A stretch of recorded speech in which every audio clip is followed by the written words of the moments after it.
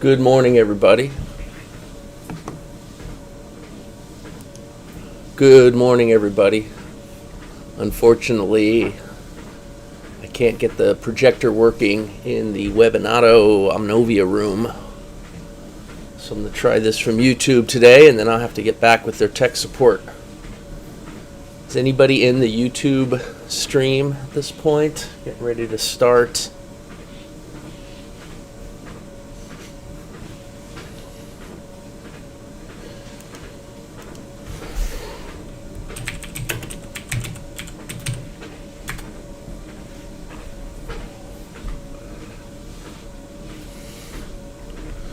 All right, should be streaming live.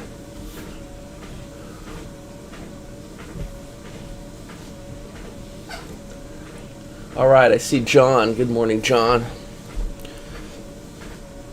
All right, so I'm going to start recapping here. We got a couple minutes before the markets open, so get ready for that. There's a possible long on the Dow Mini, which we can get in sync with if it comes back up right here.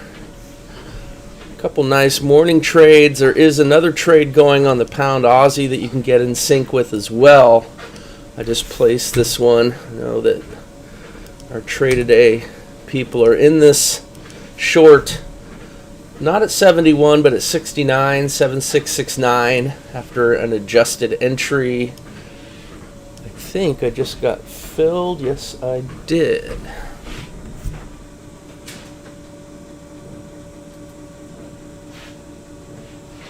Double checking. All right.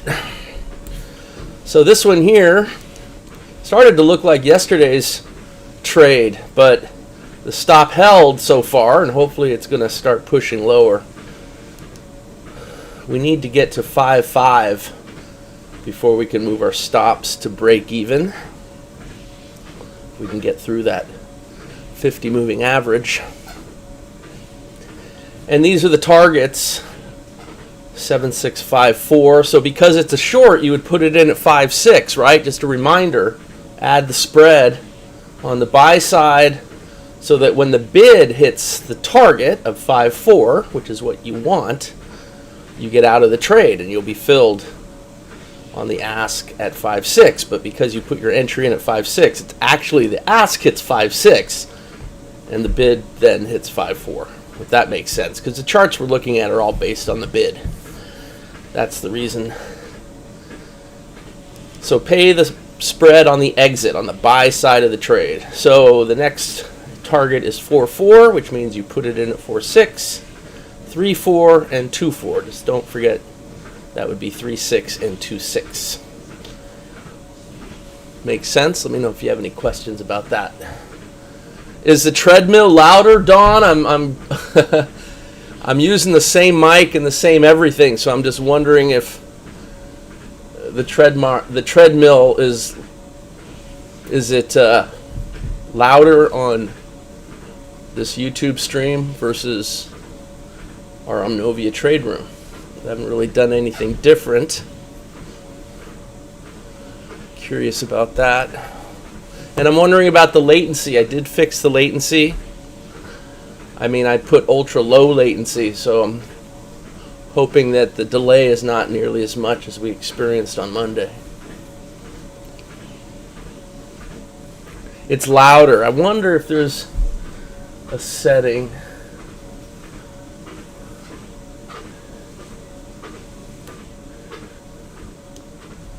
How's that? Did that fix it at all? Almost simultaneous. That's great. I lowered the gain on the mic. Did that help? A little less? Well, we were comparing it, John. John's asking about the latency. We were comparing it to the other trade room.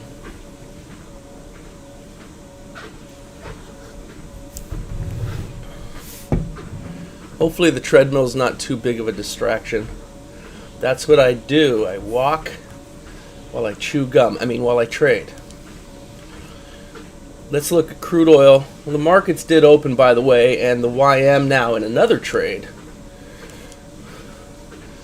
Got short. That was probably too fast. I don't know. I wasn't watching, but it's long now. 39.68. Yeah, definitely some choppy start to the morning.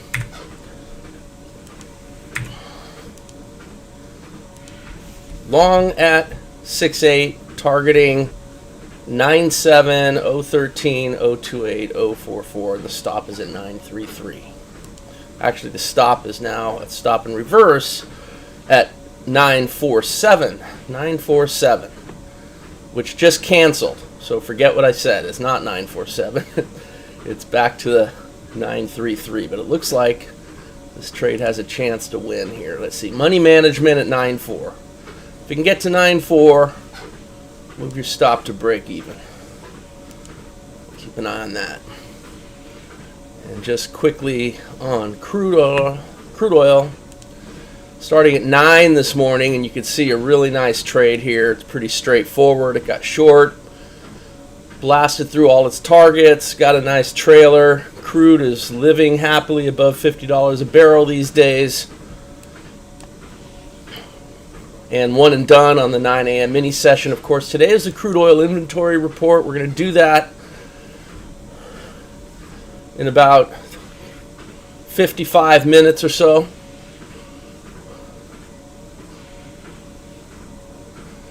So a considerable delay, you said, John? That's interesting.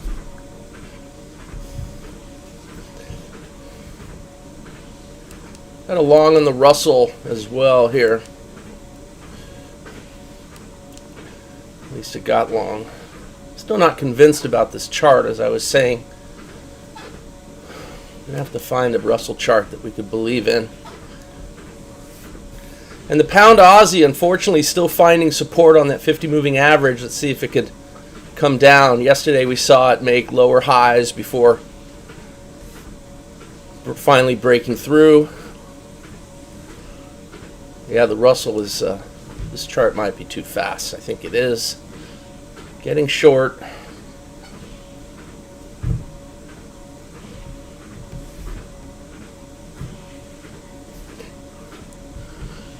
Yeah, so I don't know if anyone else can figure if there's a 5-second delay or not.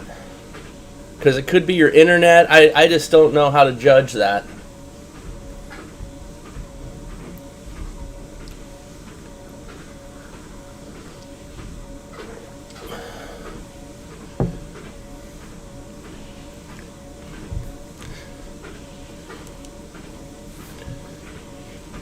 The Dowie Mini getting held up at 30,990. Got to get above that.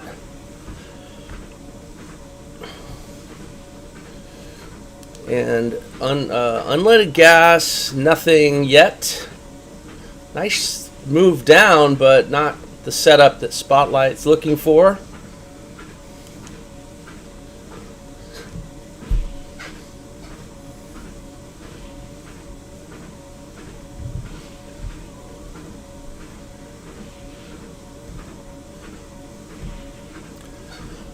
And I see some people joining us. So if you're just joining us, good morning. Trying a new experience here with YouTube.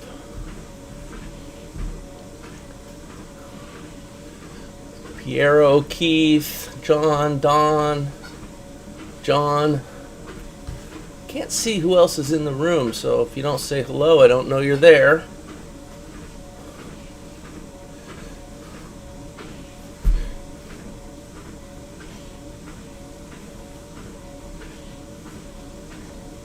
Six-second delay, Don. Okay. Yeah, I'm not really liking the delay. That's kind of a problem.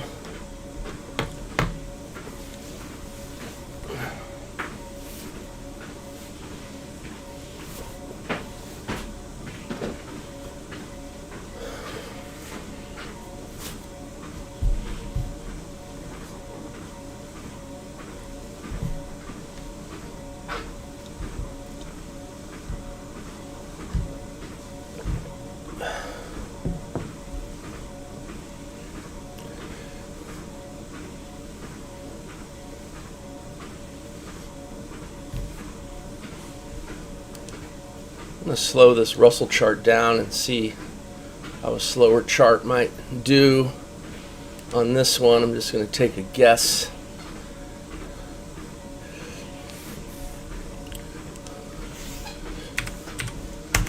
Let's go with 1.5. I haven't looked at that. Yeah, so this cleans it up for sure.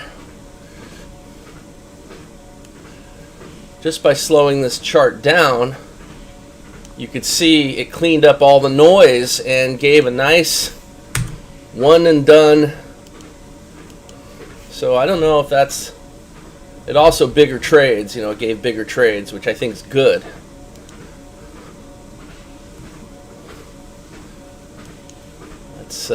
Let's live with that chart for a bit and see going forward if we like it. I'd have to test that one. So our pound Aussie still hovering around the entry. Came up, made a lower high, so hopefully it's starting to move lower. It's got to get through that 50 moving average. Let me put a line where our money management level is. So keep an eye on that. Right around there, give or take. Oops.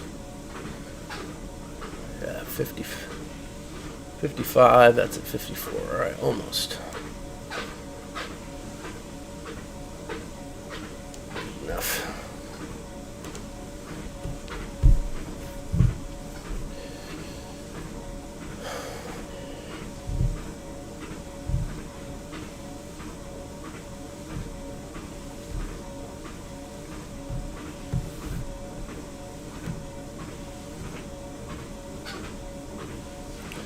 Okay, the Dowie Mini still in that long trade.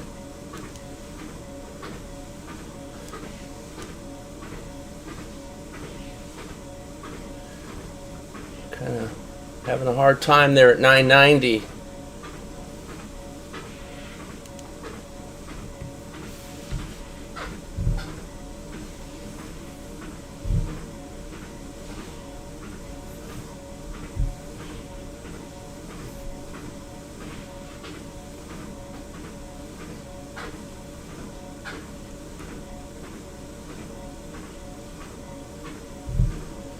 John C., I'm just looking at your comments. The projector in the other room, I couldn't get it to work again. There's an issue.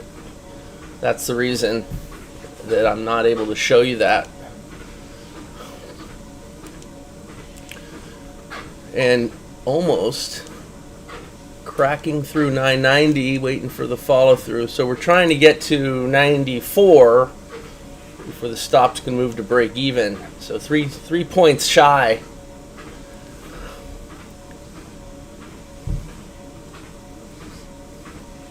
Again, crude oil already finished. Heads up on the pound Aussie. It's making an attempt to get lower. Got to live below that 50 moving average, I think, a little bit. Let's see if it could close below again here. Might push us down to where we want to go, hopefully. It's definitely, that's a sticky number, as you can see. That 50 moving average has a lot of gravity.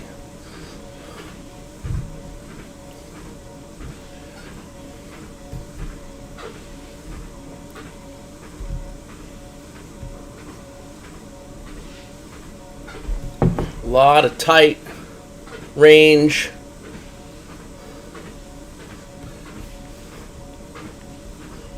Pretty choppy morning so far on the E-minis.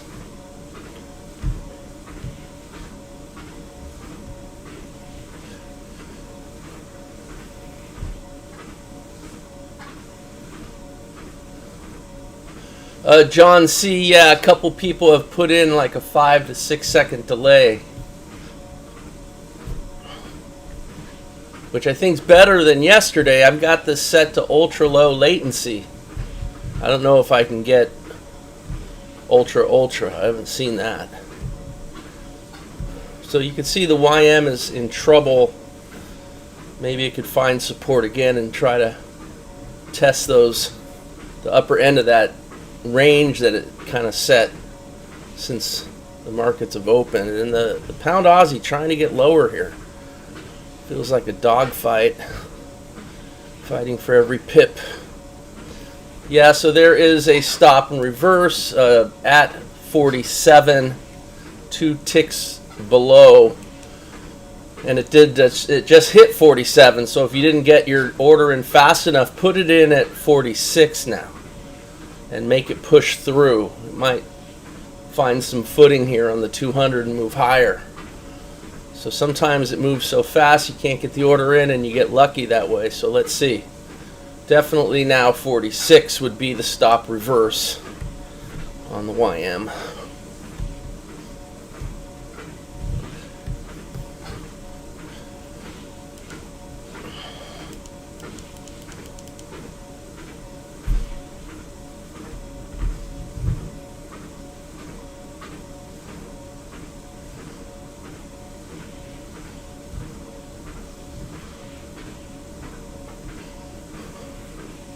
Oh, you had to reload the patch, John?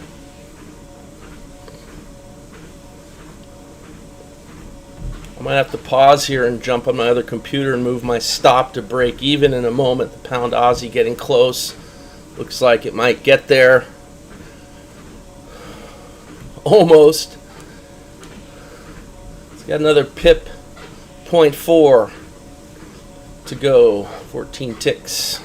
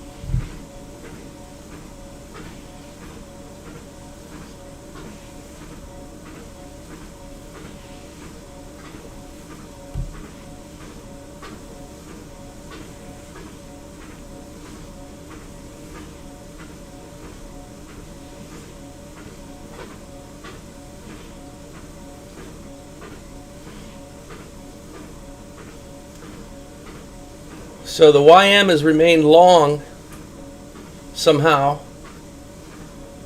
The short at 46, the stop and reverse is still valid. Got that short trade there, but finding support on the moving averages and the adjustment keeping us still in the long trade. Remember, we want to try to protect the trade we're in by making the little adjustment on the stop and reverse. And then if the price moves a little further, it gives us extra confirmation, then we get short. But if it gets long again here, we may have to reconsider that stop and reverse. Really choppy morning. A slower chart will do better. All right, so money management was achieved on the pound Aussie. And I think it might have hit target 1, 54. Yes, target 1 also. So this is going to be a one and done session. That's great. All right, hold on. I got to move some stuff, move my stops. I'll be right back.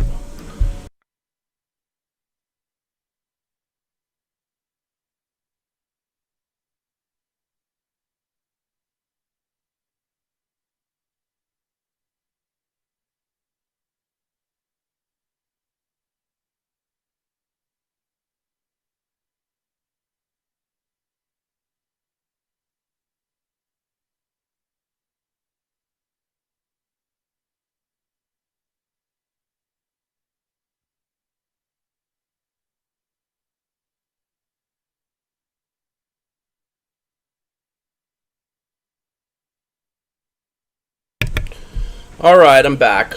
So it looked a lot like yesterday morning's trade, except yesterday morning the first trade actually came up and made a new high and stopped us out. And then we got into a second trade, a short, which went through and hit all targets for a really great trade, long, slow, but very effective. If you guys want to look at that, we can go back and look. And the YM is just still hanging on. So just a quick look here so we can kind of see what's going on. So target 1 achieved. That's the minimum objective. I mean, the minimum objective is a 10 pip target. That was a 17 pip, so it's going to be a 15 pip after spread. Now here's the thing. If you got short at 69, because we make that adjustment around the dime from 70 to 69,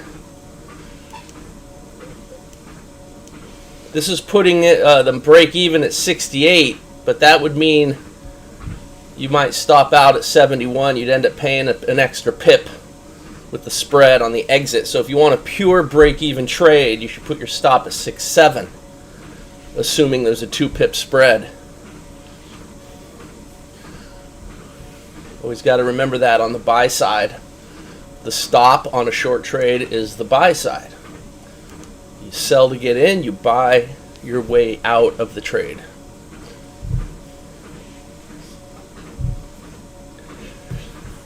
Reduce this down so we can see the target. So the pound Aussie is off to a great start for 2021.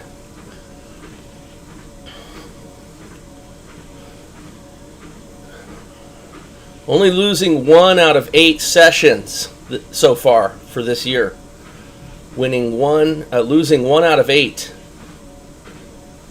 Winning 6 out of 8 and breaking even because there weren't any trades this past Friday. Very slow Friday. But it's the kind of start we want to see, and it's nice. The first 2 weeks of the year are usually, well, what I've noticed, as I was saying last broadcast, not the greatest trading conditions. Every year is different, of course. So unfortunately, the YM did trigger short at 46. So the YM's now short, but there's a new short.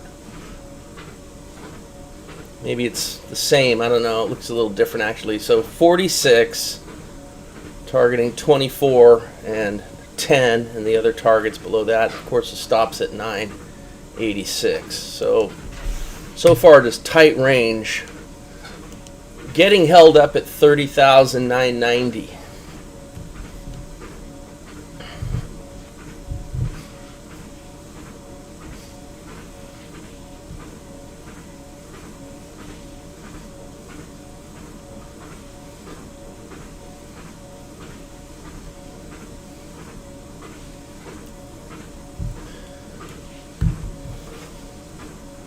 We got Kevin Garcia in the house, who's running Trade a Day, sending out the alerts on Discord.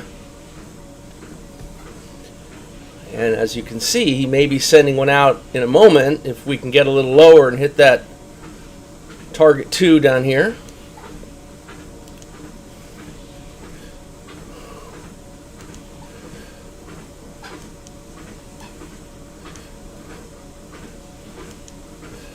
Trying to get to 7644.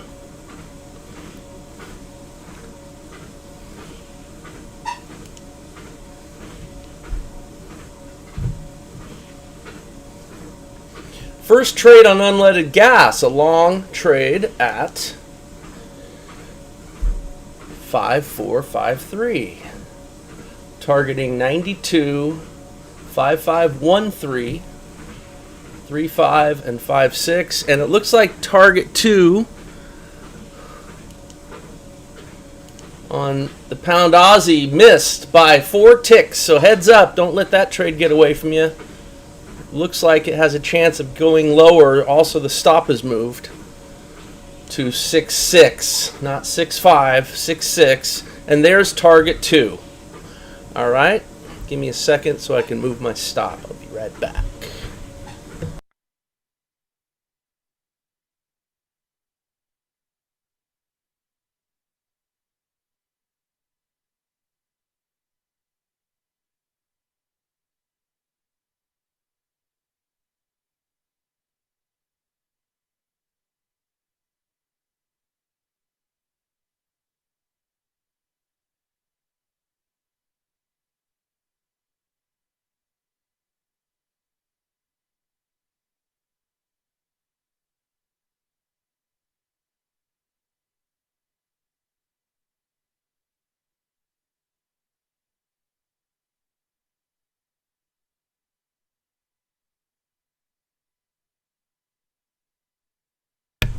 Alright guys, so I'm back. A nice winner going on in our pound Aussie trade. The YM came down and hit its target 1 for about 22 points after the adjustment. Not sure what that first trade lost. Not much. First trade got in at 68 and short at 46. So 22. So basically, if you're getting out at target 1, you should be around break even now on at least that position. Additional positions need to get lower. If it gets to target 2, then that would make a positive result and power of quitting. So let's see if the YM will move lower. It could come up and test these moving averages again. Support becomes resistance. You might want to adjust your break-even stop a tiny bit above, just to hopefully stay in the trade if it does come up. Unleaded gas, that long trade is now canceled. It did not trigger in, and with the 2 closes on the other side of our balance line, it cancels the setup.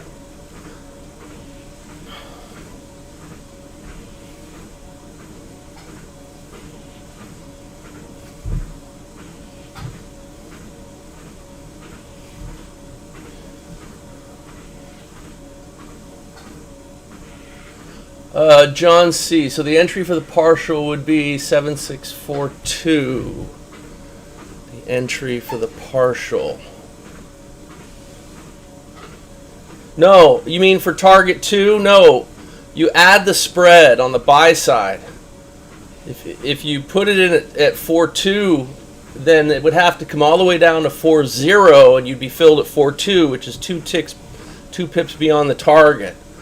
So remember, the ask is above the ask is the top number. So if the target's 44, you have to put your order in at 46. So when the ask hits 46, and that's simulating it's assuming a 2 pip spread, which means the bid would hit your target, and that's what you want, because that's what the charts are based on. And so the stop just moved down again. So remember, you add the spread on the buy side of the trade. Add the spread. You don't subtract the spread. You add the spread. The ask is always on top. So the stop has moved down to 62. So if you want to stop out at 62, you move your stop to 64.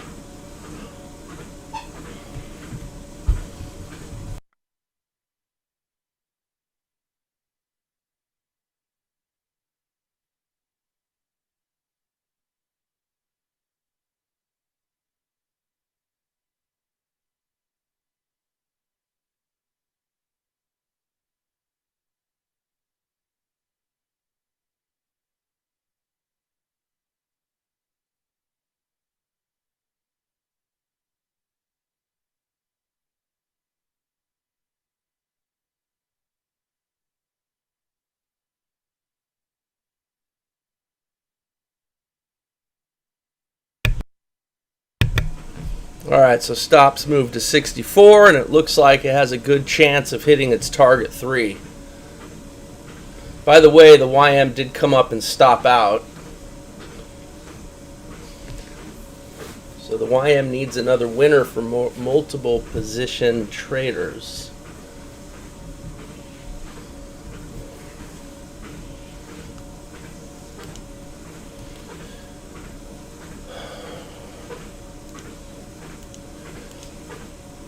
Running out of real estate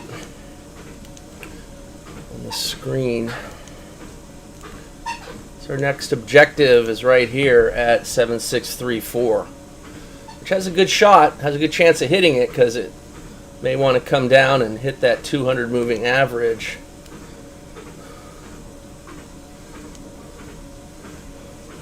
And you may want to put your stop a pip above the 50 moving average, by the way, if you want to adjust it up just to try to stay in the trade if it comes up. Usually you want to keep your stop above that line. So even though it did move down to 62, you might want to go to 63, 1 pip above.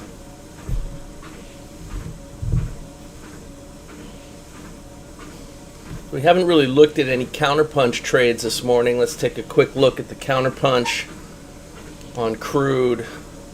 We saw how well it did on Spotlight with that nice short trade. A little messier. Well, it looks like it worked out on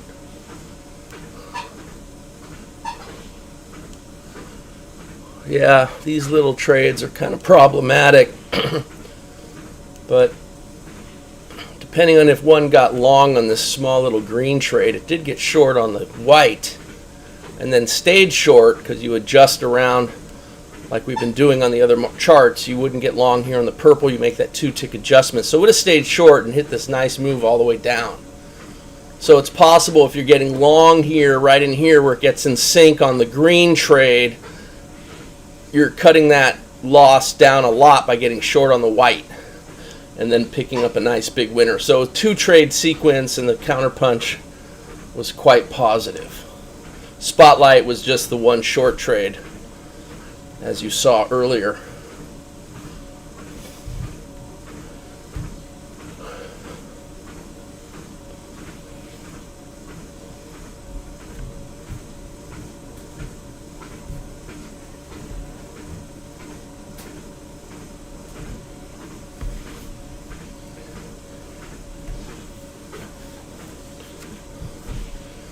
So some time ago, if you'll remember, let's see, I'll tell you the story in a second. The stop is at, stop would be at 61 now, but I would still hide it above the 50 at 62. I'd move it to 63, keep it at 63, because just in case it comes up and then goes back down again, it's worth risking a couple pips on the trailer to stay in for a larger move, and we've seen that happen many times.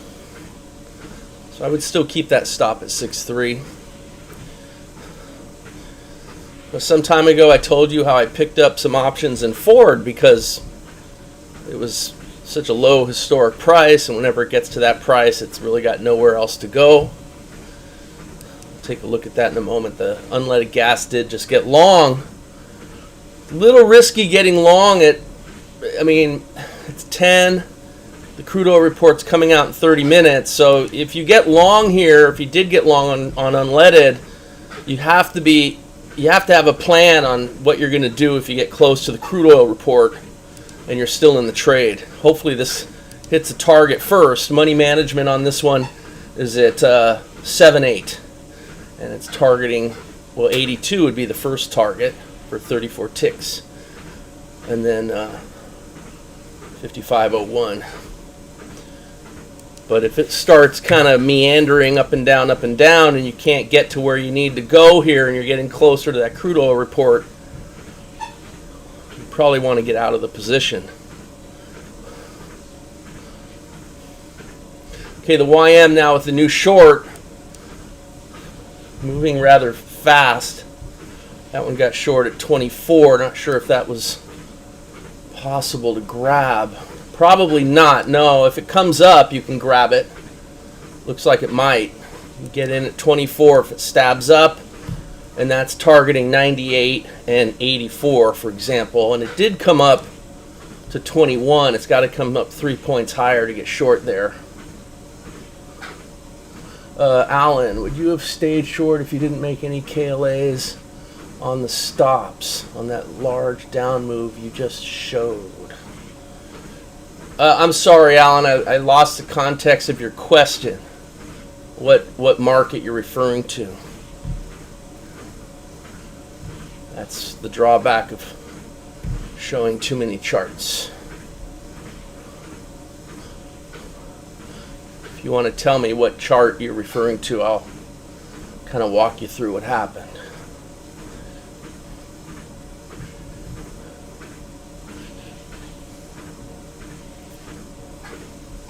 And Alan, your question from last night as far as having to trade through price levels on the pound Aussie, you don't have to trade through price levels, but you do have to account for the spread. you have to add your 2 pips, assuming you have a 2-pip spread on the buy side. The buy side of your trade, you add 2 pips. So if the target is one thing, you put your target in 2 pips higher on a short trade or on the stop. That's how you do it. You have to assume 2 pips of spread on the buy side. The bid hits your price and you get filled on the ask. Okay, that's how that works. On Counterpunch, on Crude, are you referring to Spotlight? Oh, on CPT, sorry. Seeing too many acronyms here. So on Counterpunch here, yeah, you make the 2-tick adjustment. It's a stop and reverse adjustment. That's what you typically do. You try to stay in the long trade.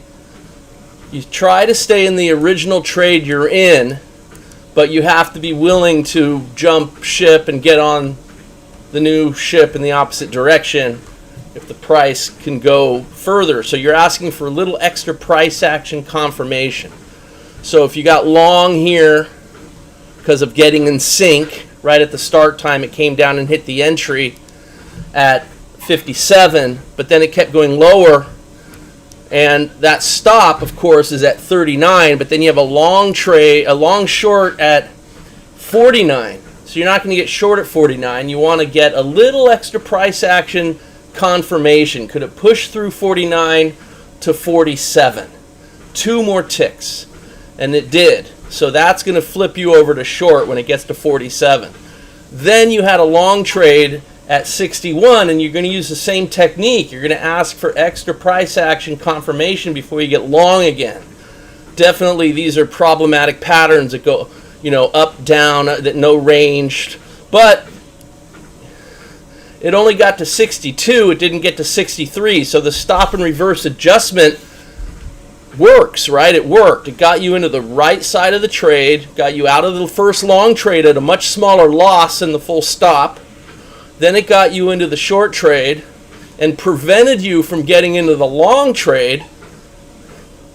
And you might have even adjusted a little further because of this swing high to the left, but that's a discretionary decision. But regardless, it never got up to 63 anyway. The 2 ticks, that's why we call it extra price action confirmation. The price didn't have enough to get higher, so you stay short and it went all the way down. And then once it starts trailing this new setup, because remember, the system doesn't know that we're making these adjustments.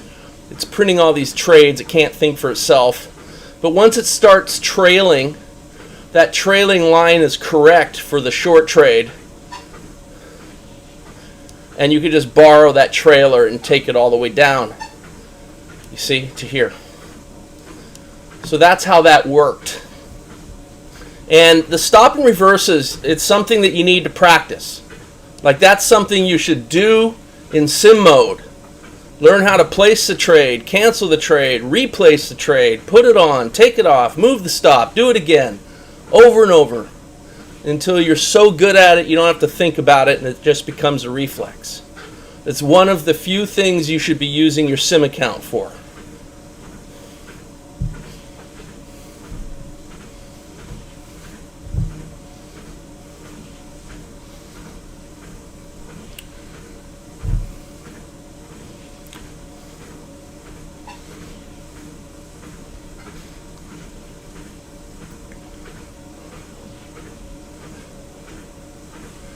So the pound Aussie is still unable to get down to target 3.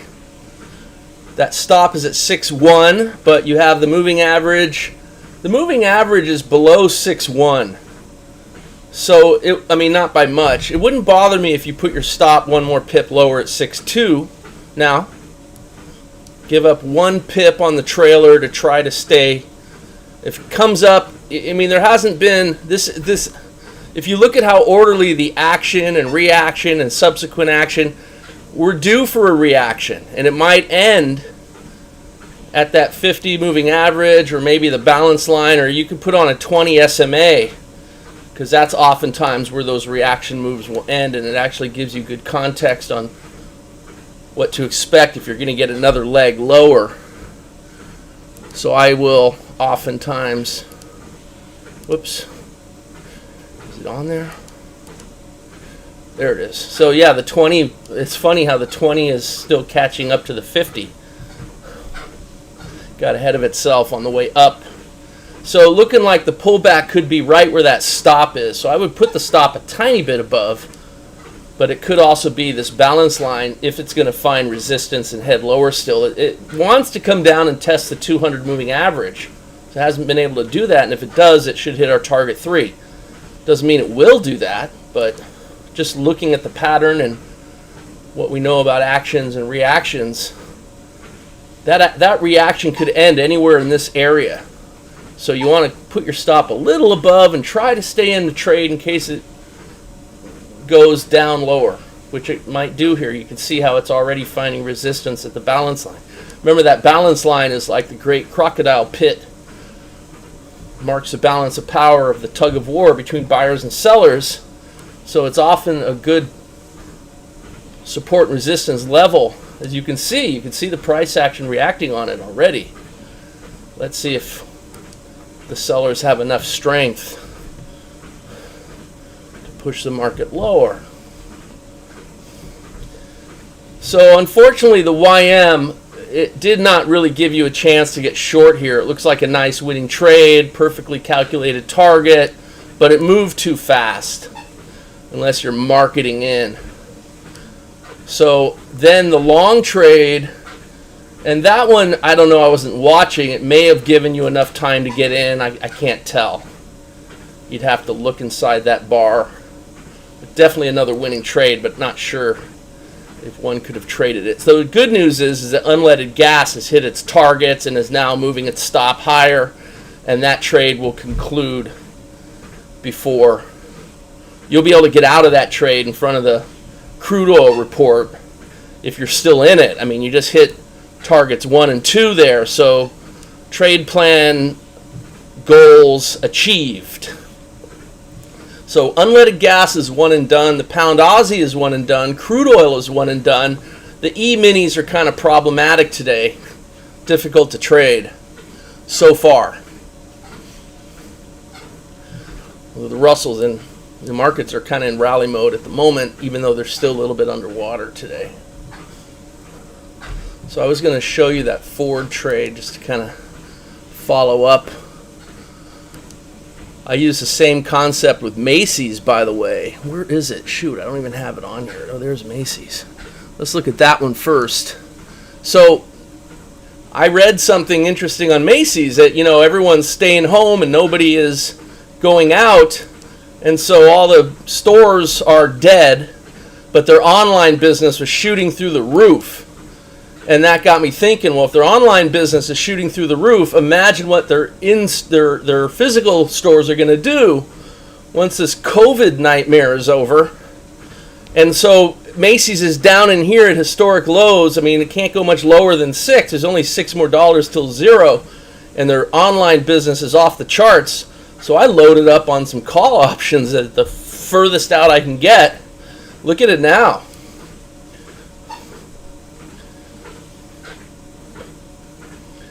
So that one worked out great. And then let me just show you Ford.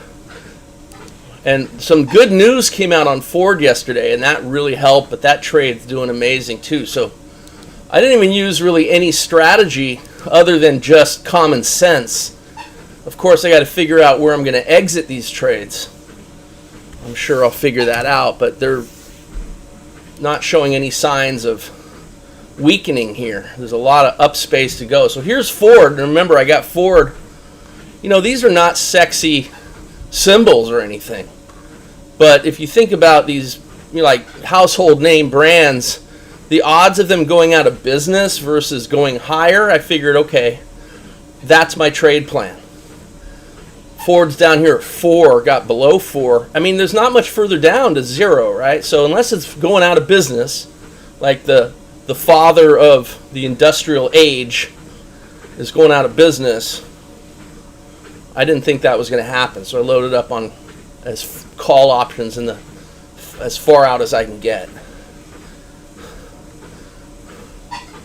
And there's no hurry, because you could see that it's just rallying up, and there's a lot of up space. And so I've just been holding, and it's been working out nice, and it just broke to a new swing high, even though it's coming off a little bit, as you can see. But trying to get to 10.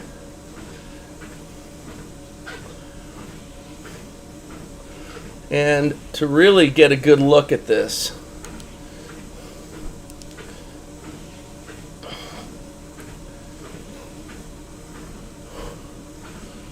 look at the weekly chart. So the weekly chart is showing some good up space.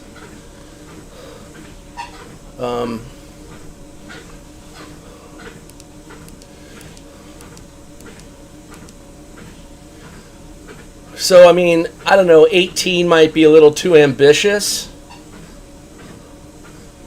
But I got my sights set on around 12-ish. I mean, if you look at a monthly chart, you can imagine this is one big action move down and a reaction 1 to 2/3 on the monthly chart. Somewhere up in this range, maybe. I don't know. I'll be watching. I'm not going to get greedy. It's already super profitable. But it has more upside. I mean, this rally is just beginning, especially if those vaccines roll out and the restructuring and all the stuff that Ford's doing, all the positive news. I'm still positive on this one. Sometimes I put on CNBC in the background just for background noise, and I couldn't help hearing Kramer answering somebody's question about Macy's, if they should get into Macy's, and he said, stay away from Macy's, don't touch it with a 10-foot pole. And I'm like, go Kramer. I'm like, really? What happened to my Macy's chart? Did I change it? I guess I changed it. You saw Macy's. I'm glad I touched it.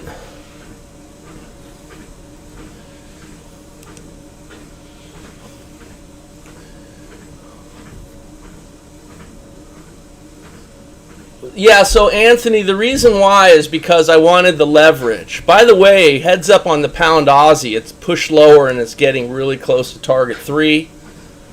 Target 3 is at 34. Of course, your thing should be in at 36. And it's now a fraction of a pip away. And I wouldn't let this trade get too far. Like, if it doesn't hit 33 any second, it wouldn't bother me, or 34. There it is. Never mind. I was going to say, don't fight over a couple ticks. But look at that. So the stop needs to move, and you want to keep it above this spike on the left. So the stop says 53. The spike on the left is at 53. So I'd put the stop at 54. I mean, you could go to 56, but you have the 50 moving average at 59. I think 54 is the right place. Lock in as much as you can, and the stop's going to move lower anyway, and it just did. So the stop is actually now at 51. Put it above the 50 and set it at 53, because you got to account for the spread, right? So the bid hits, the ask hits 53, and that's where you would get out. The bid would be at 51. So hold on, I'm going to move my stop right now. And Anthony, to answer your question,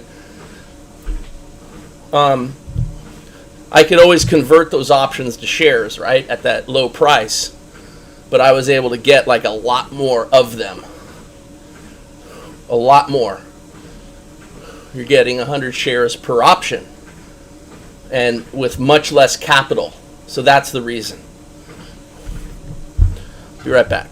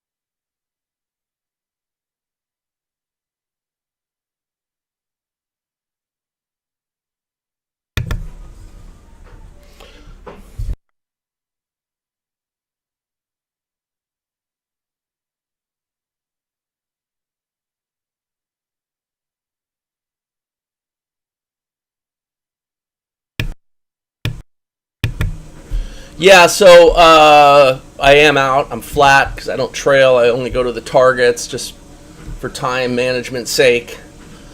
But a nice trade hitting all 4 targets. That's called a home run. First, second, third base, and home plate. And as far as Kevin answering you, Anthony, he's right. Because think about it. If you pay, let's say that the stock is at 5. You're paying $500 per 100 shares, but the option you're probably paying $100, maybe less. So you're paying like much smaller pennies on the dollar to control the same 100 shares. So you can get more of them. So just dollars for dollars. Let's say that the share is 5. You buy 100 shares for $500.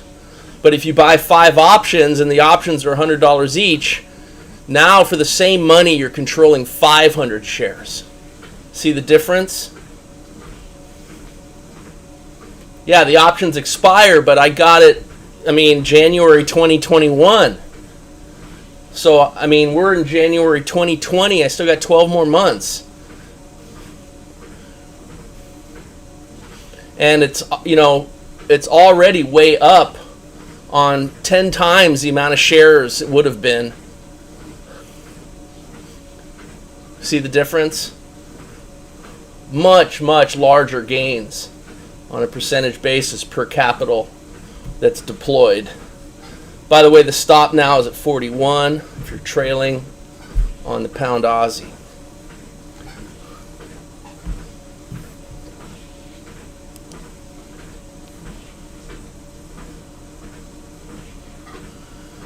Yeah, but the thing is, Anthony, is the option gives me the right to buy at that low price. So I could take those options and just exercise them.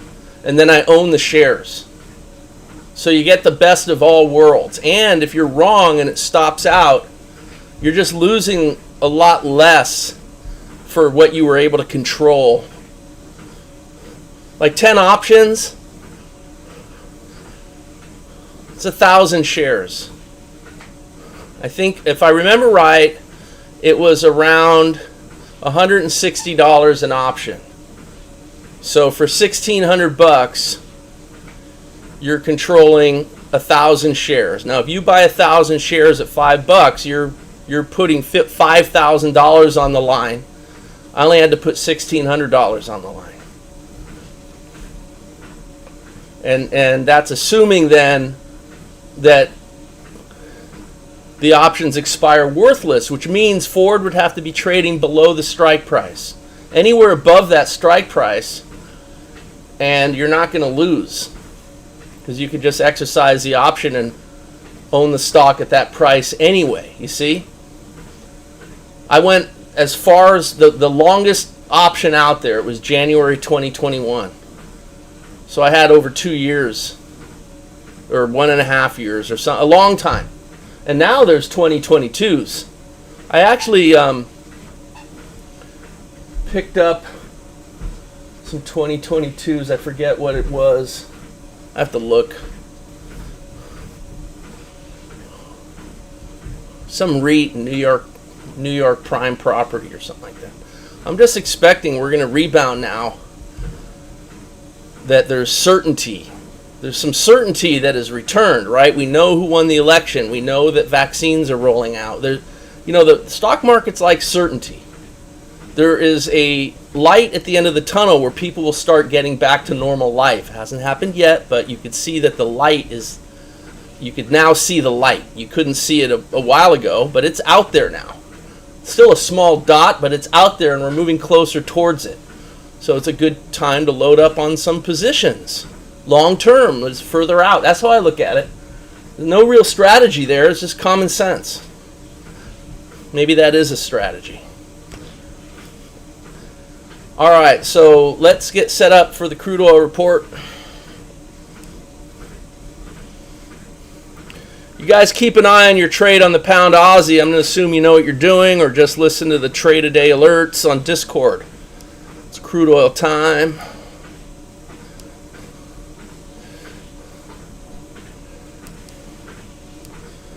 I'm going to take a brief break refill the coffee cup, and I will be right back.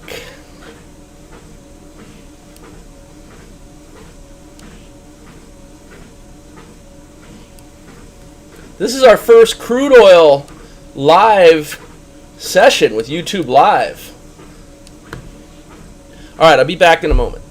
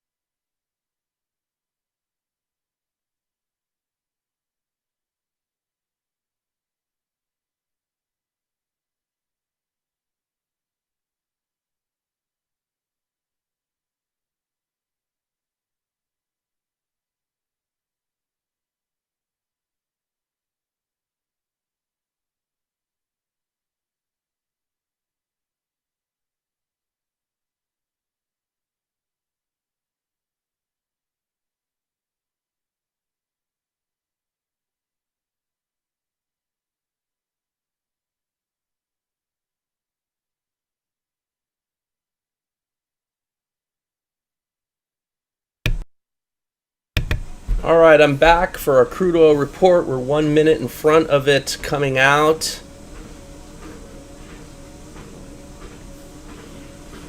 First time ever streaming live on YouTube with our crude oil session. Kind of exciting. And again, if you haven't done so, please hit the thumbs up and like the video. It really helps us. Really would appreciate it. Thank you in advance. Keep an eye on the clock here. So remember, we wait 2 minutes. Once the report comes out, we wait 2 minutes. Counterpunch on the right with a 377 tick chart, and you got two spotlight charts on the left. The 8 tick momentum bar down below, and the 5 tick, a faster one, on the upper left. And there's a report. It came out a little early. Maybe my clock's a little off. Let's go ahead and mark the upper boundary.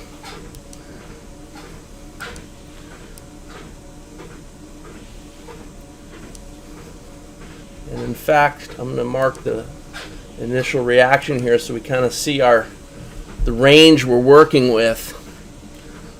Not a lot of range.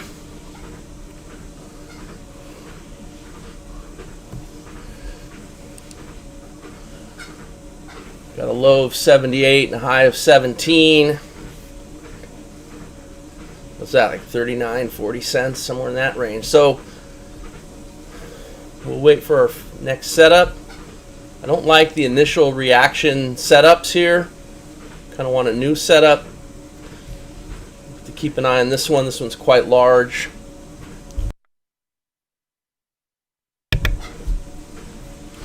So we wait our 2 minutes. Now we wait 1 minute.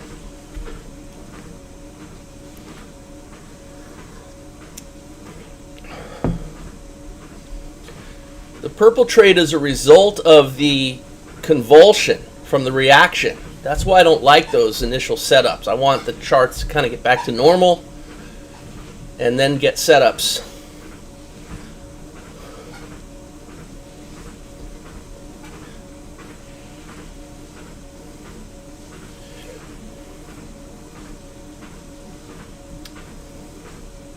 So trading like right in the middle of the range again, you can see the balance line is dead center practically. Figures, right? Trying to get above and test the upper end.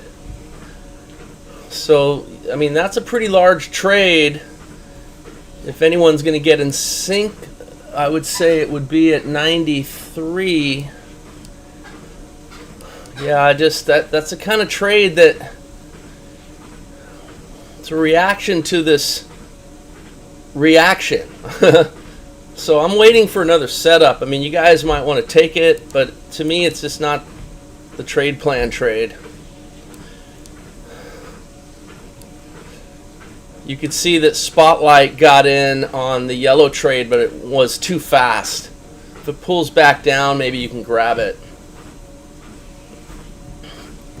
So breaking out of the range here, let's see if we get some follow through.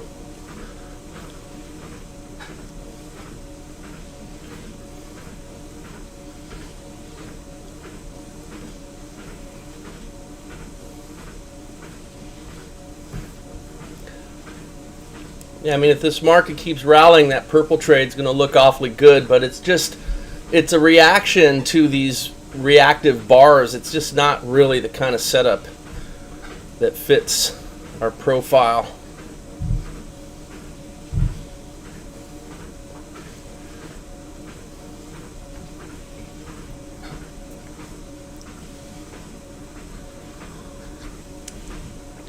You got exhaustion dots marking the exhaustion of the reaction of the crude report. It's just not something I can lean on or believe in, even though it looks like this market wants to go higher.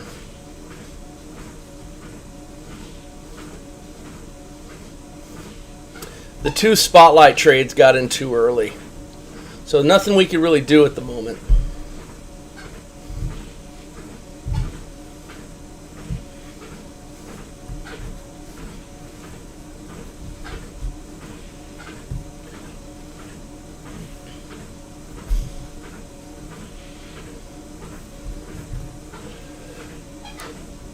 Could take a look at unleaded gas here.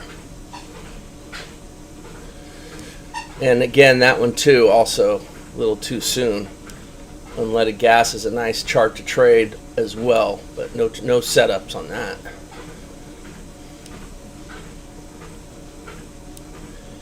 That would be considered extracurricular.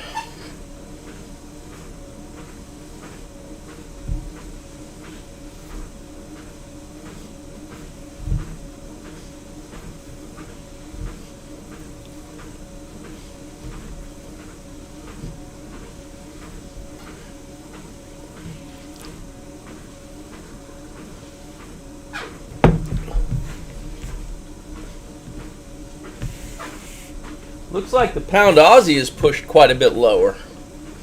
Just looking behind me to see that chart. So if you guys are still trailing, that trailer should be moving lower pretty quick. So that purple trade's looking awfully nice, but unfortunately it was not really the one that fit what we like to do, because it's just a flaky setup.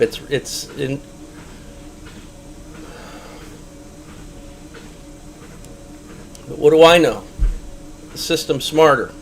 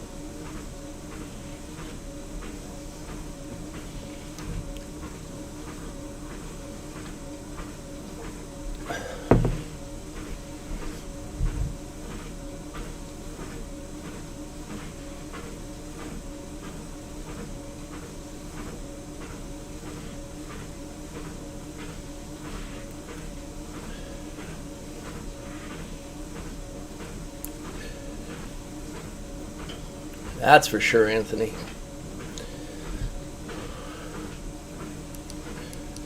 But interesting how the action, reaction, subsequent action, and pure price action is playing itself out, because maybe if I would have looked at this a little bit from a higher point of view, got the action move here, and then the reaction just happened to be the reaction to the news release, 1 to 2/3 of the action. So with that in mind, setting up a subsequent action move that could mirror the first action, looks like that's what's happening. So price action is still in charge, and the dynamics that we see repeating over and over and over and over, even as a result of the news release, is still playing out as well. It's kind of interesting.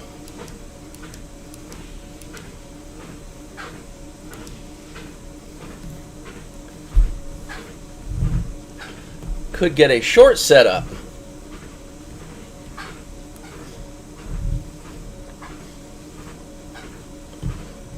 Be nice. Well, I'm not going to say what would be nice. I don't know what would be nice.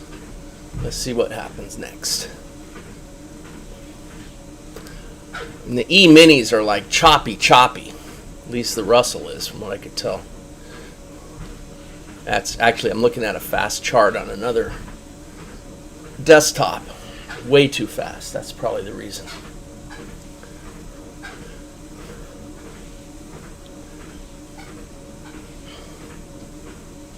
Maybe we get another green setup to go long.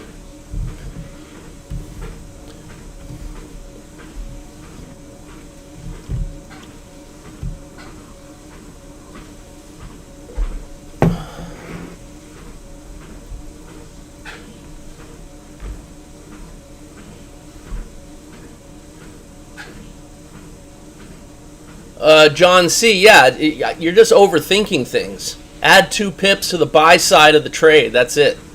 If you think too much beyond that, you just confuse yourself. The buy side is the exit on shorts and the entry on longs. So you just got to remember that. Add 2 pips on the buy side of the trade. When you get into a short trade, you're selling. So the way you get out of that trade is to buy it back, hopefully at a lower price. So your exit on a short trade is the buy side. That's where you put your spread. Add 2 pips. That's it. You got a target, put 2 pips on top of it. You got to stop, put 2 pips on top of it. The only time you would put pips below it is if you're trying to get out at break even. Then you have to kind of fudge it a little bit. Once you're past break even, you put your stop 2 pips above on the buy side, because you want the bid to hit your level, and then you get filled on the ask, and the ask is always above the price. So if you want to think through it a little further, you can, but it's not necessary. Add 2 pips to the buy side of every trade and you'll be good to go. Otherwise, you turn your mind into a pretzel and get it all twisted up for no reason. There's no reason to do that. It's not going to change the fact that you add 2 pips to the buy side.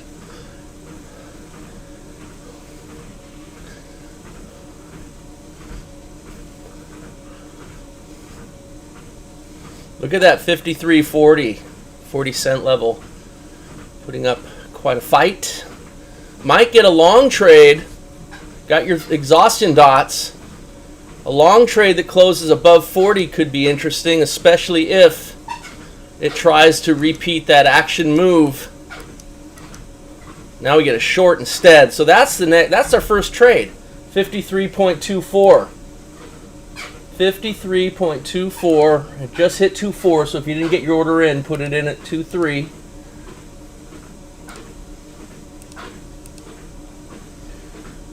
And that's going to be targeting 0.8, and the stop is at 4.2. So the stop is above the high, the swing high. And again, if you didn't get your order in fast enough, go to 2.3, make it push through, extra price action confirmation, targeting 0.8. And then target 3, of course, is 0.1. The next target down. Missing money management. Money management on that purple long trade was at target 1, 42, which is where our stop is now, and it didn't get there. So now short at 23, and you got a short on the 5-tick momentum bar as well on the upper left corner on Spotlight. So again, it already touched 24, so I'm not putting my order in at 24. I want it to push through that by 1 tick. Because the 25-cent level is a pretty big key level, and that could hold the price, and the price could start moving up again. That quarter-century number, it just ticked through barely, bounced off of 24, back up above 25, and so my entry's at 23 now. Guys with me on that?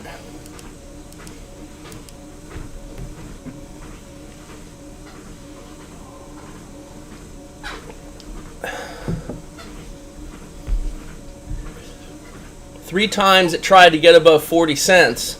If it comes up and tests it again, I'd rather not be short. I'd rather be short if it tests, fails, comes back down.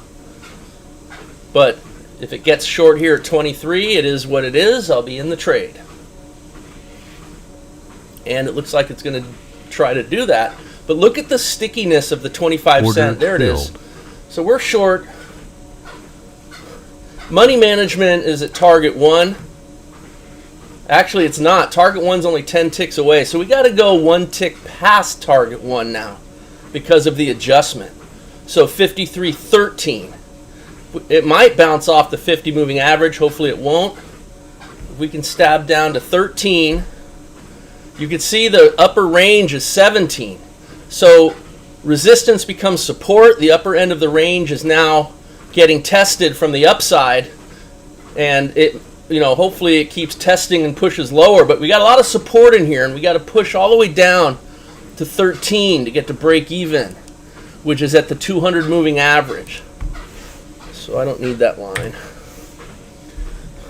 But that 50 moving average is lining up right where the upper end of the report reaction was, and that could cause trouble for us. But it may not. Price action doesn't see those numbers, but other traders do. All right, so hitting the 50, cracking through that upper end by 1 tick, getting to 16, but we need to get to 13. Right now we're just in no man's land. Nothing we can do but hang on to the position at full risk. And it's not the greatest risk-reward ratio either, just because the trade's small. And we made a 1 tick adjustment. It's an argument to maybe try to get to target 3 instead.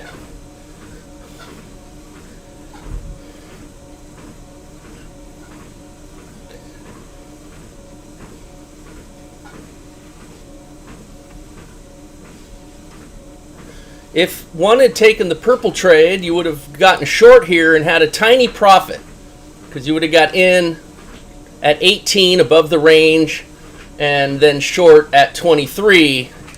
So you would have made, you know, 5 cents.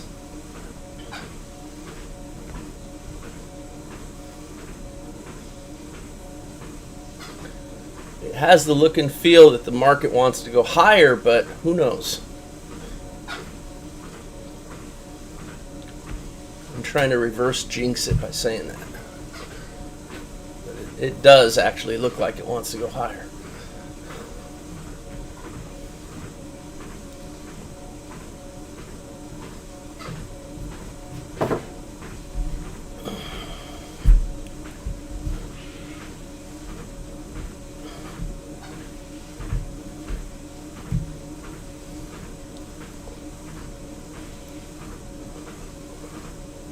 Normally when I do these videos, these crude oil report sessions for YouTube, I spend some time with the editor and I edit out all the dead space, all the time in between the talking and the bars moving and hitting targets and stops and entries, etc., and I reduce it down to just a few minutes. But now we're streaming live and you get to experience the time element of what real trading is. Time is always a challenge. Trades can move really fast, really slow, bore you to tears, slap you off across the face and knock you off your chair onto the floor, wake you up. Dealing with time is something that can only be learned by actually doing it. Certainly when you're back testing, you're not going to experience the passing of time. You look at a trade that maybe took hours and you see it in a matter of seconds. I could have taken that. Last famous words. The price is like sandwiched between our signal line, which is the balance line, and the 50 moving average, and it has the look and feel that it wants to go higher and test that 40-cent level. And it's already been up to tested a number of bars. So we could get a stop and reverse to long.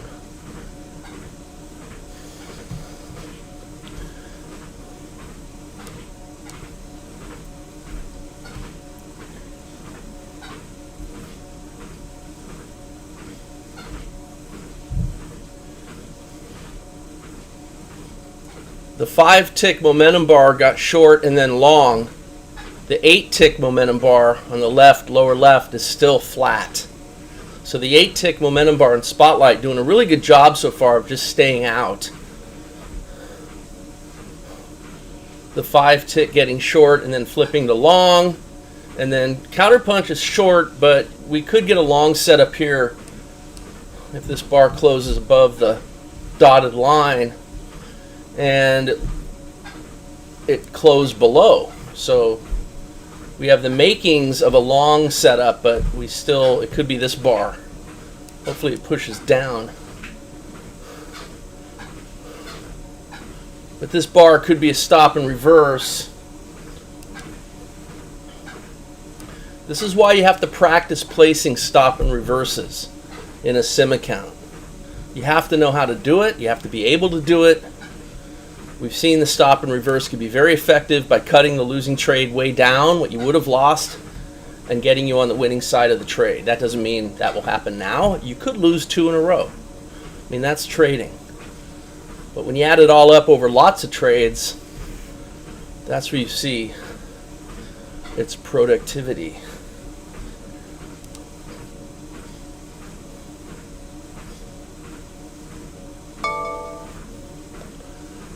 So again, it looks like this market, if not wanting to go higher, it does want to test that swing high. I don't want to get long and then it fails to make a new high and then heads lower. That would be salt on the wound. But in a way, you know, you just got to follow the trades. Because whatever you try to guess is going to be just a guess. So stick with your odds. Could get another leg up action, reaction, subsequent action. We got short on a reaction. That's usually lower odds.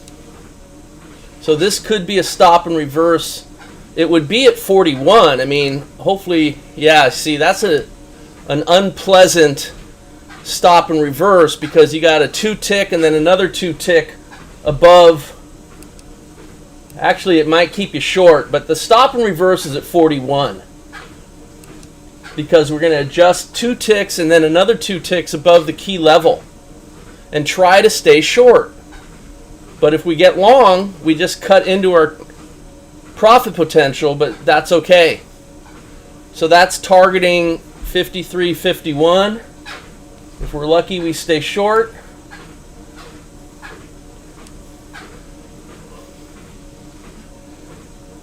It's kind of a crappy setup because of the adjusting. The stop's at 17. So it's really a lousy trade because the risk-reward ratio is horrible with the 4 tick adjustment. So hopefully it stays short. Could go to target 3 and try to improve things a bit, but it may not get there. 67. I'm sorry, the target's 59. I said 51. 59. That makes things a little better. Target is 59, not 51. 51 is the money management level. It's only 10 ticks above the adjustment. But if it makes a lower low, a lower high, puts in a right shoulder, and the market pushes lower, we're going to be glad we made the adjustment and stayed short. So let's let price action dictate our decisions.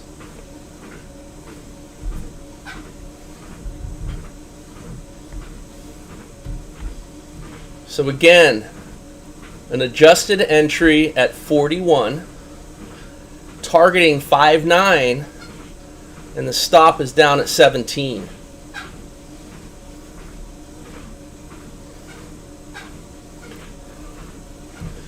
And everything is just moving at breakneck speed here.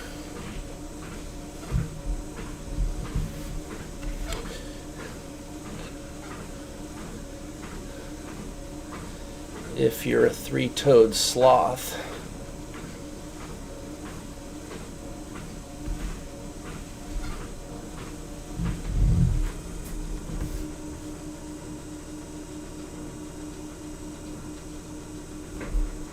You guys still in that pound Aussie trade?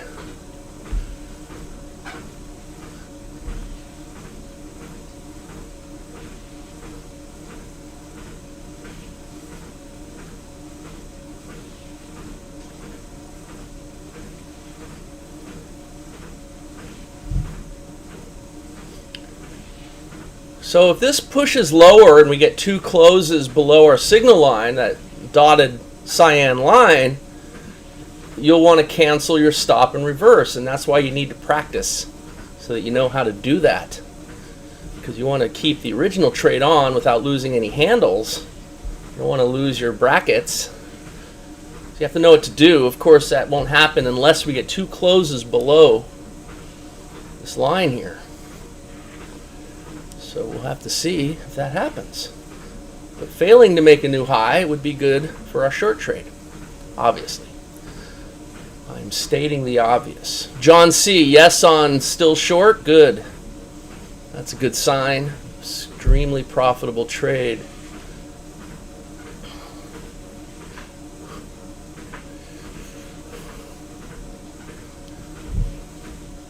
So the first trade on the 8-tick momentum bar on Spotlight with a short at 24 also.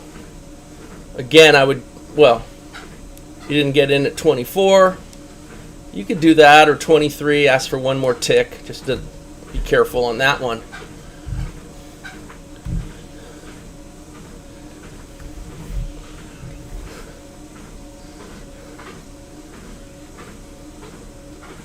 Sometimes I feel like I'm running through a bucket of molasses, a tub of molasses. This price action, the way it's moving. But it could burst. You can get a flurry. So it's not done testing. Still trying to test that 40-cent level.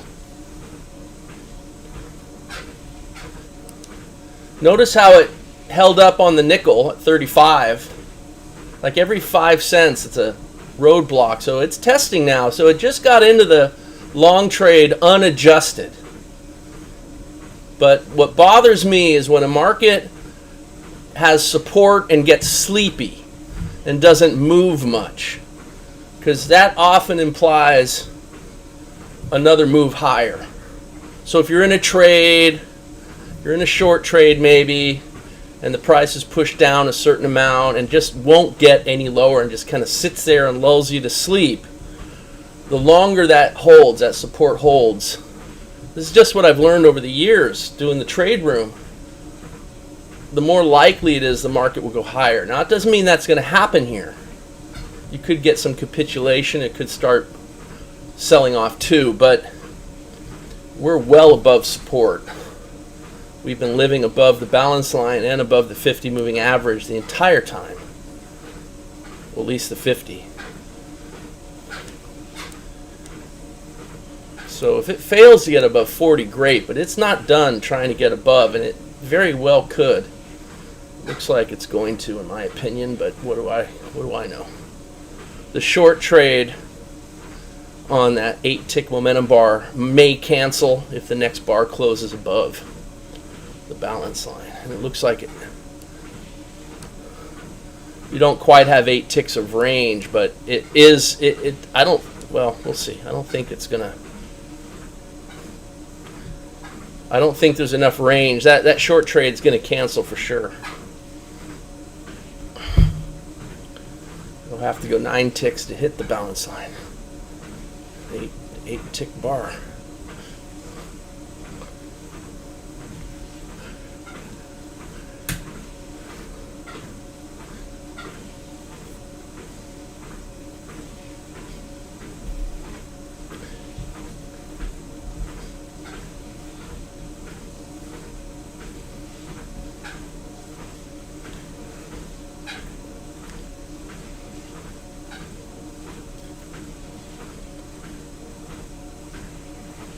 In fact, there's a long trade. That blue long trade's actually valid on the 8-tick momentum bar, and it did get long. It got long at 36. That's trading off of the 20 SMA, the pullback line, marking a possible end of the reaction and a move up. So in at 36, targeting 45, which is too small actually, so targeting 51. 51, 57, 63, and the stop would be at 19. So not as large a trade as a counterpunch trade. A better risk-reward profile, but still not very good because it's really small. It's a small setup, indicative of the crappy volatility that we're seeing right now. It's just not good. It's just slow. But, you know, holding above support all this time is never a good sign.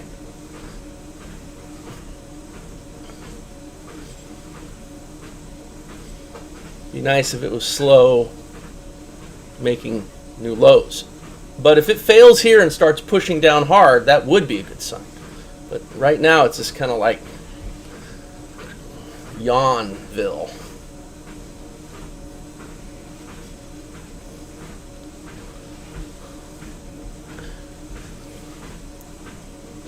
All right, so pound Aussie finished. Good job. One and done.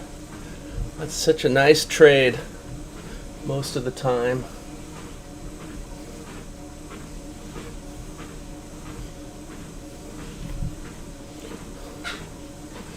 All right, so the good news is I'm getting some good exercise on my treadmill.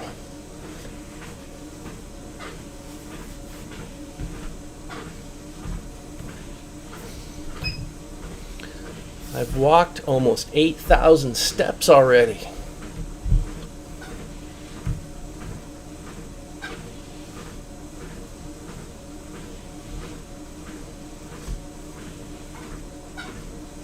Hey Tenzing, how you doing? Long time no see, buddy.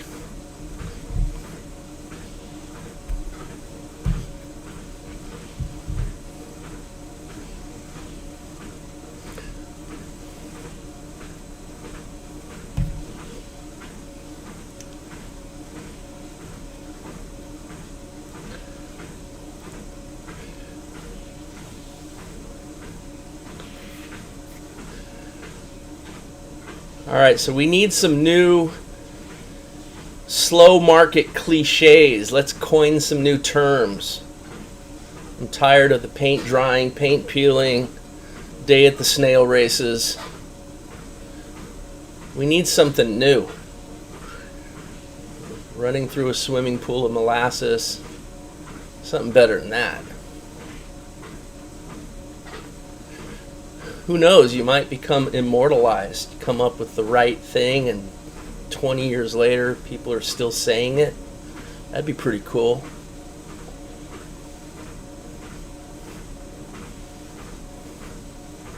You heard it first here.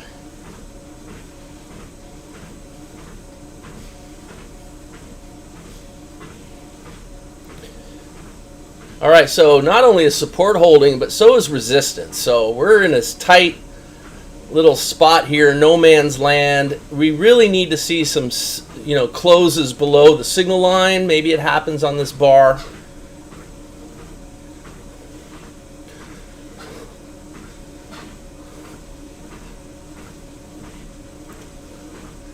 That signal line is a great crocodile pit, the moving line in the sand that marks the balance of power between buyers and sellers. And the close below on the other side of the crocodile pit, we got one bar closing below.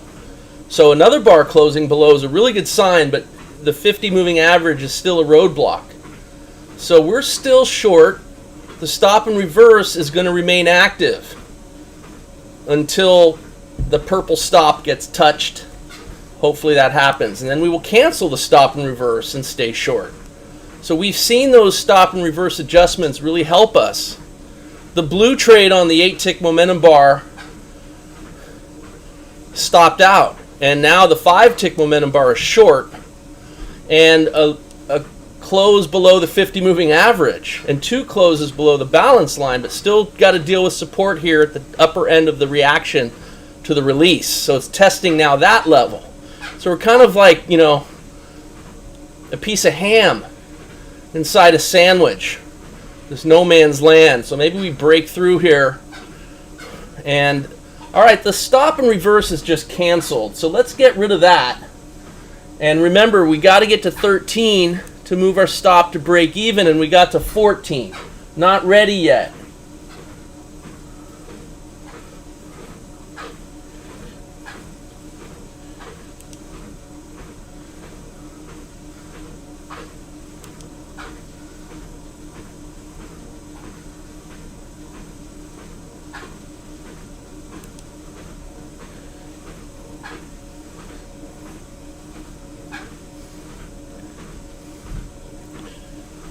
Got one more tick to go, and then we can move our stop to break even after all this.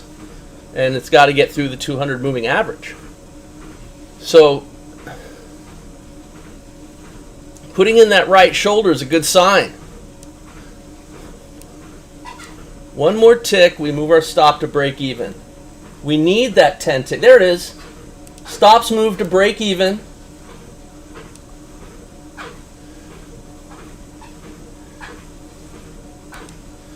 And we're almost at full target. First target is at 08. And we missed by 1 tick. And missing a full target by 1 tick is power of quitting. This will be the final trade. You might want to get a partial profit. Maybe not let this come all the way back up. I mean, maybe patience. Looks like it wants to keep going down. We have a break-even stop already. You can take some profit here. Missing full target by 1 tick if you have multiple positions.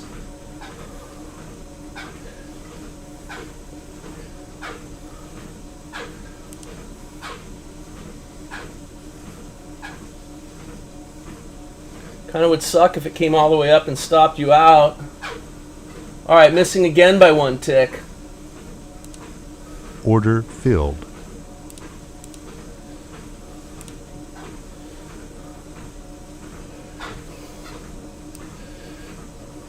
And it did hit the full target, so imagine that. We're one and done, now we're just holding. So we have to navigate our stop. So we'll start trailing the signal line. Right now the stop should be at 2.6. So if you're trailing, you can put your stop at 2.6. full target achieved on the white trade. Look how accurate that was. Market can still go down. But this is a one and done session. We had to think about maybe getting long here, but look at how the stop and reverse adjustment, how productive that was for us. Trying to protect the original trade while respecting the fact the market could be turning and going the other way, but let's make it prove it with additional price action confirmation, which is what that's all about. That extra piece of the trade made all the difference. So hitting the target like perfectly, which is not good if you didn't get filled. Hopefully you guys reacted and got out of the trade if you didn't get filled. I hit market out when I was one tick in front of it.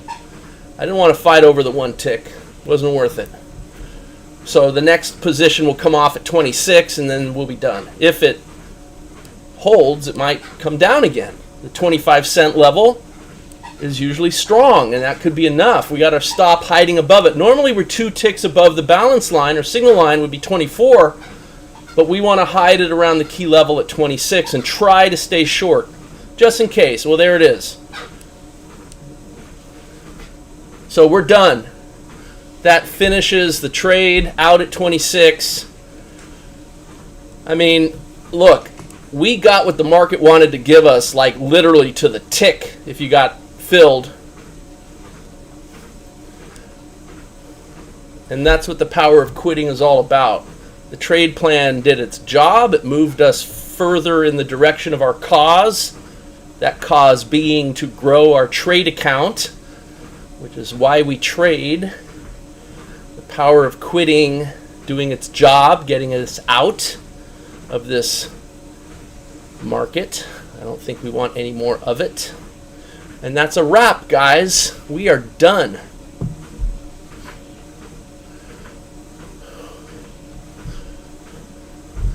Oh yeah, John.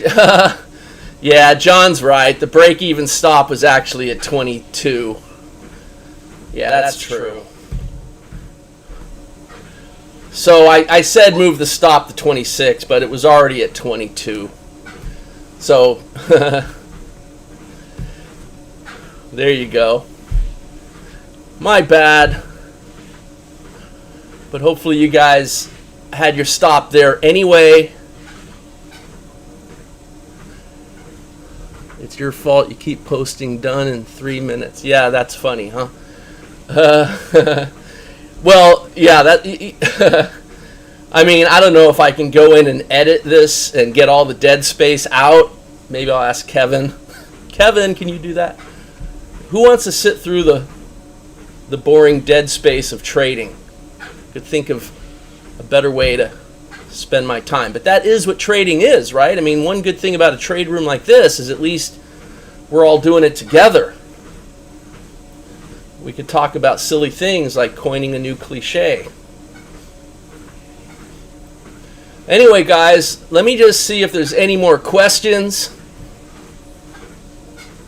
Please hit the like, even if you hated it.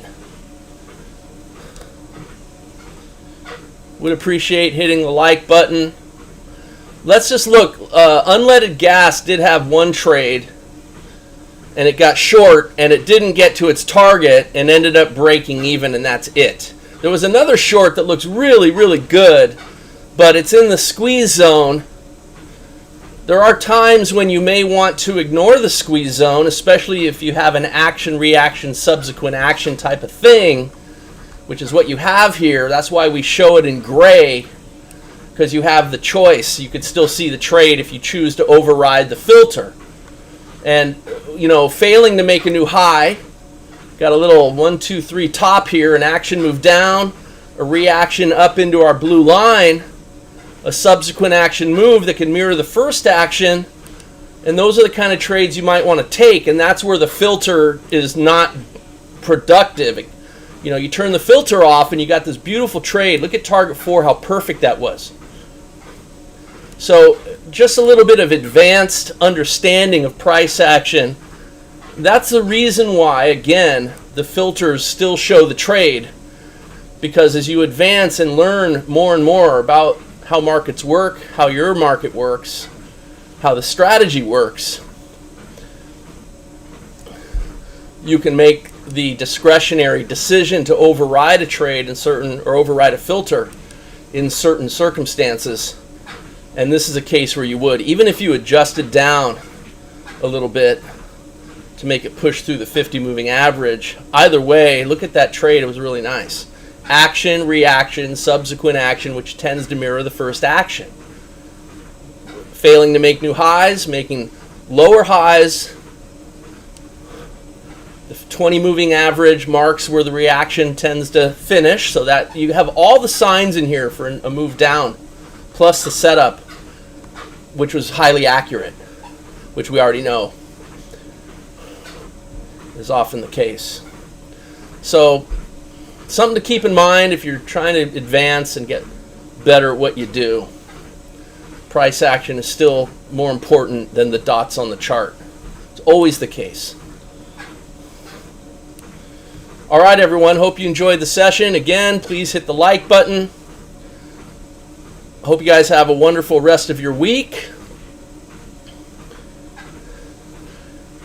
John will be in the trade room tomorrow.